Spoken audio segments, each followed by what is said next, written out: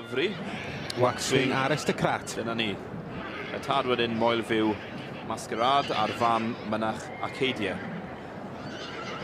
Gwrs teulu Sianwood. Teulu James' brydfa Sianwood yn troi'r ceffyl allan yn hynod o dda. Yn hynod o dda, yn proffesiynol tu hwnt hefyd ac yn cyflwyno'r ceffylau bobl eraill ar y digau. Ond ar ran ei hunain mae'r ceffyl yma sydd wedi cael ei fagu yn yr Alban wrth gwrs gan ddydfa Waxwing.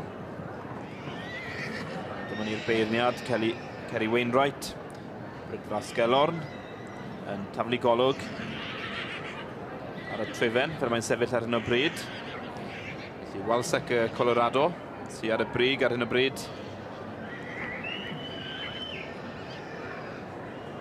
Dyma hi yn cael golwg arall ar nhw ac yn camu ymlaen. Wel, dyma ni, mae yna newid wedi bod. Mae'r un oedd yn trydydd wedi dod fyny i'r ail safle. Felly, welson yr un oedd yn ail yn mynd yn rhydd iawn yn gynharach. Felly, yn sicr mae'r sioe hynny wedi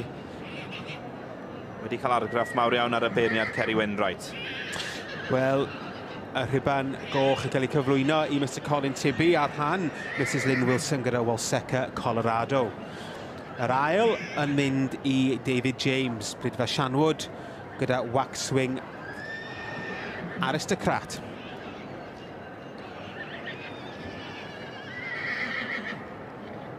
Mae'r olygfa'r ddoi sydd ar y brig ar hyn o bryd.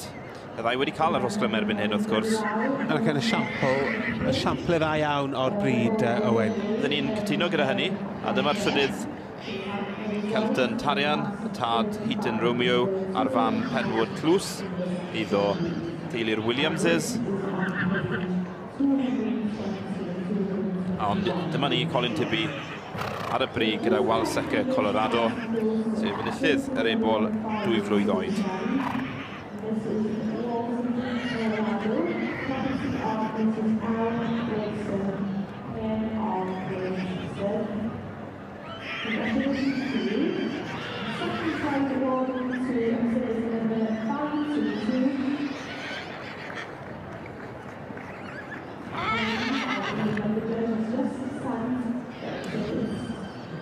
Llongyfarchiadau i Mr Colin Tibby yn dangos ar ran Lynn Wilson gyda Walseca Colorado yn ennill yn y dosbarth yr ebolion ddeiflwydd yn yr adran ba.